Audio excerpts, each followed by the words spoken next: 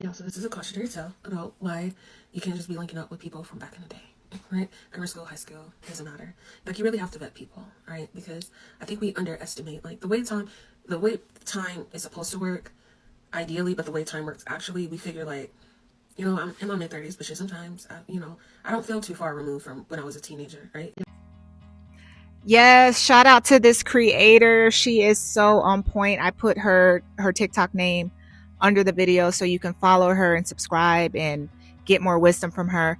But this is so true. And this is the thing about social media is that people from your past, they think that because they knew you, they went to high school with you, y'all grew up in the same neighborhood, maybe y'all went to the same church in the past, or y'all were on the same sports team growing up, you had some kind of environment together. They think that years have passed and that they can just find you on social media and just slide in your DMs and just say hello, and you're supposed to just open up the whole world for them. And the common thing they tell you, they ask is, oh, how you been, what you been up to, how your mama doing, trying to get all this information from you. And they feel entitled that because they have this connection with you from the past, that you're just going to open up and tell them all the moves you've been making, how much money you're making now, where you live, who you're dating, and just give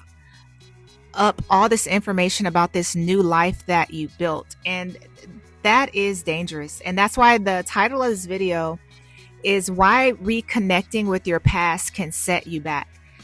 Why reconnecting with your past can set you back. And we have to understand nature is such a beautiful teacher because nature has an order to it and it has a system. It has a rhythm to it. And when you really look at nature, what do you notice? We have different seasons. We have different seasons. We have summer, we have spring, we have winter, we have fall. Some areas don't get the full effect of each season. I'm just generally speaking that there are different seasons. Can you imagine in some areas if they only had one season? Just think about that. What would that mean if one area only had one season? When there is a reason why certain areas in the world, they go through different seasons. The seasons have to change because there's a process that has to happen in the earth to be renewed, to be rejuvenated, there's a process that the trees have to go through to have longevity, to continue to grow, to continue to reproduce, to provide to clean the air for us, to provide shade for us, right? There's a purpose for every season, and the seasons change. We know seasons change. It's going to be spring, it's going to be winter, it's going to be fall, it's going to be spring. We know the daylight savings, even though I believe that's man-made, but even how much sunlight we have some mornings, that's going to change. Things change, and there's a purpose for it. So we have to understand that even with people, they come into our life. The famous saying is that people come into your life for a reason, for a season, or for a lifetime. And that is true. And you have to think of yourself, if you think of yourself like this, you will really grasp this message and run with it. We are on this earth. We have a limited amount of time. We don't know how much time we have on this earth. And that's by design. The reason why we don't know how much time we have on this earth is because that would be a distraction. It would really be a distraction. If you knew the day you were going to die, you wouldn't get it. It would be counterproductive. So there's a reason why we don't know the day we're going to die, because life is supposed to be a journey. It's supposed to be about discovery. It's supposed to be about growth. It's supposed to be about elevation. It's coming into a deeper understanding, and you have to visualize yourself just walking through this earth at whatever pace you're on, and you're walking through, and you're getting older, you're getting wiser, and you're walking through. And if you see that as a journey, you will understand that not everybody is going in the same direction as you. Not everybody will always be going in the same direction as you. You'll see people along your path, and it's like, it reminds me of those video games way back in the day. I want to say the computer games. Remember, I forgot the name of the games, but it was like you were trying to find something. It was like you had to go through a village, and then you had to go talk to somebody to get a clue or get information that would lead you to your next clue and your next destination. And once you got what you needed to get from those people, they were inactive. Like they didn't light up, right? It was like their job was done. And then you would go to the next person, and they had a clue for you, and they had something for you to figure out and something for you to learn. And then what you learned from that person, then you took it and you went to your next destination. And it was like, that was how you got through the game. You had to figure out, you had to gain knowledge and information to get to the next step in your journey. So that's how you have to think about people. And especially when it comes to reconnecting with people from the past. If they're in your past, they serve their purpose. If they're in your past, they served your purpose. And that's the thing too, is that as you progress in life, you're growing, and growth changes your timeline, and not everyone grows with you. I've always seen, and let me just talk about, this is not about thinking that we're better than anybody or we're judging anybody. It's about being honest about who you've become. And I left my hometown, and that was the greatest decision of my life. I wrote a book about it too. That's available. I'll put it in the description. But that was one of the greatest things I could have ever done, was leave my hometown. And it's crazy because when I look back and see people in my hometown, I see people who have not grown. They have not progressed. It's like they stayed stuck. It's like when I see them, I can see, I don't know if I have a spiritual eye or what you would call it, but when I look at them, they look like zombies. And this is no shade to them, but they look like zombies. Like they stopped investing in them. They stopped investing in themselves. They stopped dreaming. They stopped striving for more. And I believe when you stop dreaming and you stop striving for more and you stop being motivated, it starts to wear and tear on how you look and how you move through life.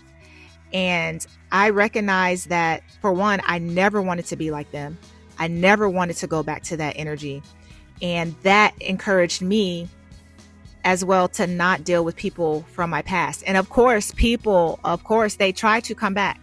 And that's the thing. They try to find me on social media, slide in my DMs, like we just had the best of experiences together. And I've had ex-boyfriends try to come back in my DMs, and I'm like, you gotta be kidding me. Trying to come back in my DMs, trying to put this kind of emotional burden on me. And I'm like, you're not even my man anymore. What are you doing? And I had to let him go. And I actually told him, I was like, look, I'm on a new path, and it's nothing against you. I wish you the best. But no, like, we dated in high school. We have nothing in common. And that's funny too, is that when I did entertain people from my past, especially from high school, all they wanted to talk about was high school. And I'm like, there's been like 10 years passed since high school. What have you done with your life? That's all they want to talk about, is what so-and-so did, who passed away. And I noticed it was a friend that I had in high school that we were talking for a little bit. She came back in my life, and all she wanted to talk about was who passed away, what people were doing in high school. And I'm just like, I don't care about these people. Half of them I didn't even like in high school. Half of them didn't like me. I don't care what they're doing. And it held me in a place where I'm like, I've already grown past that. And you're trying to bring me back to a time that I've outgrown. I want to talk about making money. I want to talk about leaving my own legacy. I want to talk about business building. I want to talk about health. Let's elevate. Why are we stuck on high school? And you know why? When you reconnect with people from the past, the reason they talk about high school is because that was the greatest highlight of their life. They didn't excel past high school. A lot of them, they were sports stars. What do they call them? High school athletes. I forgot the term for them, but they were very good athletes. They had the accolades. They were breaking records, and they were really great in high school. And that was the highlight of their life. So that's why when they come back to you, all they talk about is what they were in high school, because I don't know, what is that called? Where is that a kind of arrested development, where all they were was what they were in high school? And then I had a lot of friends who they got married early, they had a family. So that kind of stifled them in a way, because they weren't able to really live out the dreams that they wanted to in their prime after high school. And it leads me to the point where you have to recognize timelines, and you have to be so locked in on your journey and recognize not everybody's going to be in your life forever. That is the point of life. People come, not everybody. Can you imagine everybody you met if they were in your life right now? That's too much. It's too busy. It's too much. It's too much. Can you imagine? No, this journey is about you. And this is where you have to be selfish. This journey is about your development and your growth. This is why I say, when people do come in your life, and especially if they're good people and it's a good relationship, really live in that moment and really embrace that person and just gain everything you can from that person and that relationship, because they're not going to be in your life forever. Even if you get married, eventually people get divorced, people pass away. Eventually there will be a separation. So when you do have good people in your life, enjoy the season for what it is, and recognize when the season is over and you gain what you were supposed to gain from that season. I'm telling you, this is groundbreaking. If you change your perspective on this, you will elevate further in life, and you will not be caught up in the distractions of the past. Who you were, and that's the thing, who you were then, who you were in high school, that matched the environment at that time. But who you are now does not match that environment anymore. So these people coming back from your past in these old environments don't match who you are today. So you're wasting your time, you're wasting your energy to these people. And that's the thing as well, is that a lot of people, for the most part, they don't elevate, they don't grow, they stay comfortable. They can't see outside of their box. And a lot of that is conditioning. But there's very few people, I know there's so many people in the world, but there's very few people who really do the work to elevate their mind, elevate their body, elevate their way of thinking, to learn new things. And I always say, you don't know what you don't know. And I shout out to the people who really are open-minded to learning new things and being exposed to new things. That's why I always say, like, expose yourself to different environments, to new things, try new things, see new things, because it can open up so much more in you and put you in new environments, and it opens up things you never knew about yourself. So when you go back to the past, you're not just revisiting people, you're revisiting a version of life you already outgrew. You're revisiting a version of your life you already outgrew. What benefit do you have there? All it's going to do is literally drain your energy. Have you noticed when you talk to people from your past, it's like this weird feeling that comes over you. It's like, it's like, oh, you walk away, you don't want to think anything bad. And you just kind of walk away from the conversation like, oh, it was good to catch up. But it's like this feeling that kind of settles on you. It's like a weight. It's like a weight. When you deal with people from your past, it's like a weight. And let's not even mention people that you cut off. If there were people that you broke up with, people that you cut off, people that you blocked, you stopped dealing with from your past, and they try to come back and you try to entertain them, why are you doing that? Why would you do that? Because do you know what it takes to actually let someone go and block them? Like, you had to go through a series of analysis. You had to put a lot of clues together. You had to put a lot of events together to come to the conclusion that this person was no good for you. And you had to stand in that, and you had to cut ties with this person. Why would you want them back? And then you have to, you know, people do not change for the most part. For the majority of people do not change. And so what's going to happen is they just come back so they can just get information to see how you're moving, to see how they can infiltrate. And then they're going to do the exact same thing again that had you cut them off. And then you have to go through that whole process again of going back and forth and cutting this person off again if you get out. And that's we're going to go more into that. And why people from the past don't see the current you, because people remember you as you were when they had access. They haven't been growing with you. They haven't been on, walking with you as you learn new revelation and you've grown in your achievements and your accomplishments. They haven't been there. They weren't there to witness your evolution. And they don't know the work that you've been putting in privately to change your situation, to make your life better. They didn't see that. They didn't have access to that. So all they know is who you were when they last had access to you. So they're making decisions based off of who they knew you to be then. They don't know the version of you that had to grow in silence. They just don't know. And that's for a reason. They weren't there for a reason, because their time is up.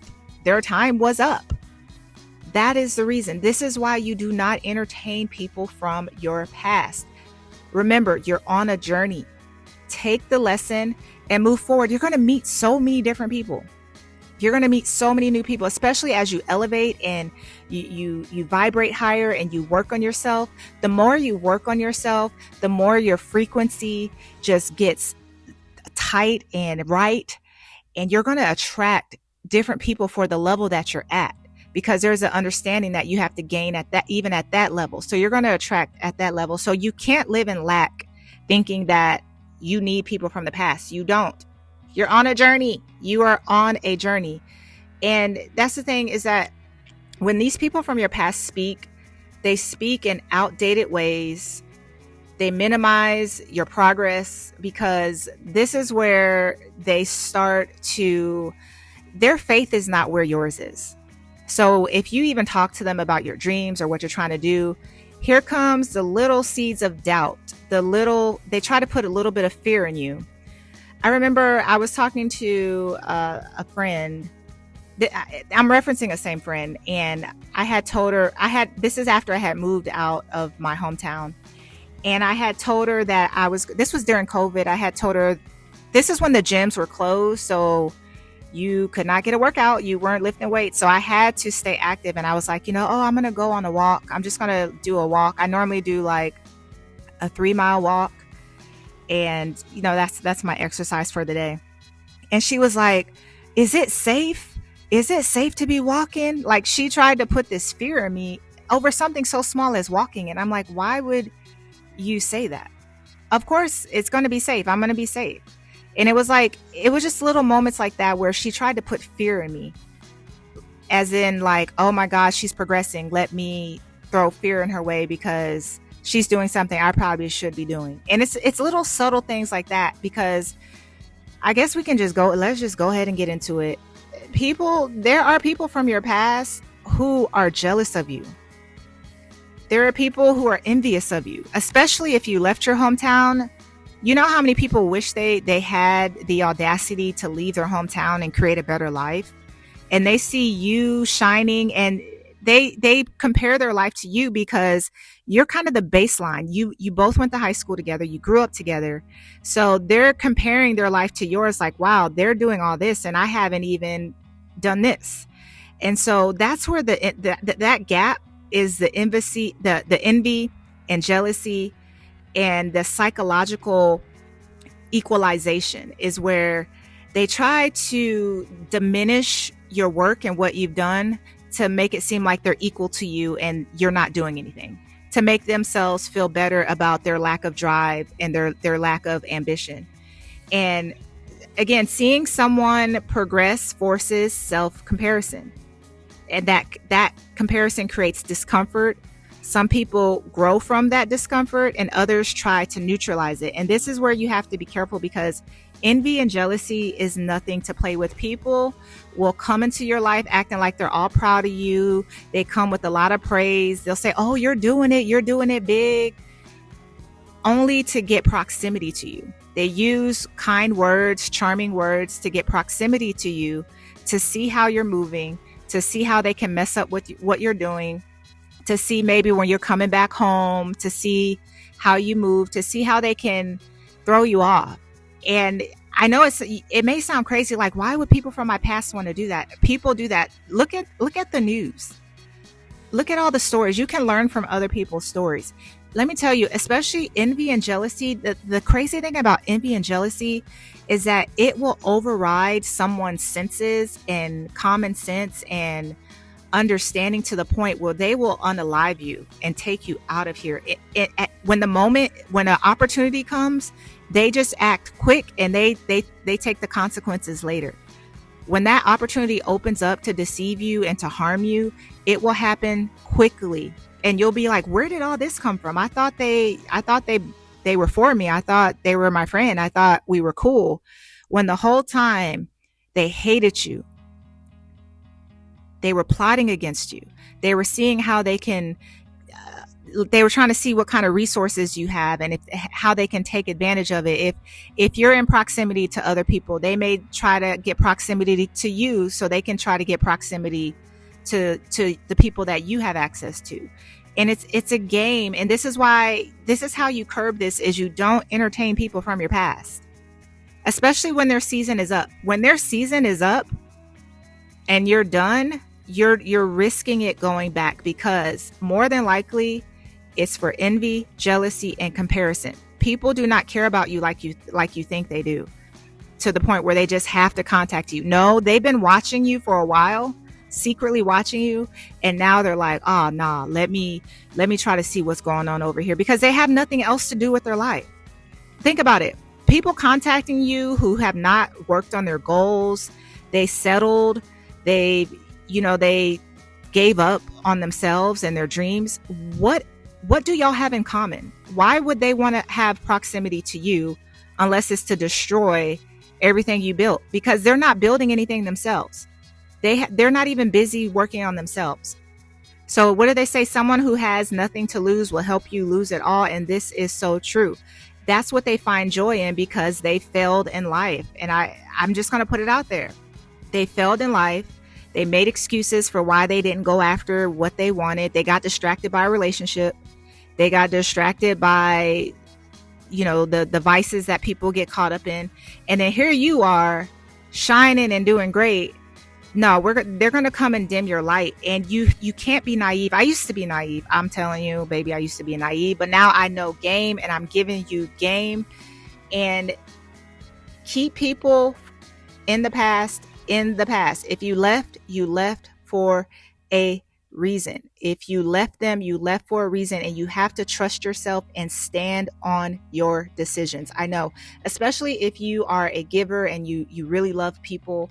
When people try to come back, they're going to come back all sweet and nice and charming, but you have to stand on principle. Your life literally can depend on this.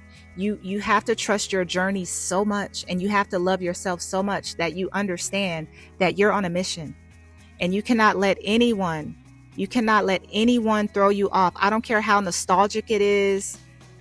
Don't care about what these people are doing. They're doing nothing. What do you need an update for? Are you going to hear an update is so-and-so had kids? Like, what else? And I'm not saying that's a bad thing, but what else are they going to tell you?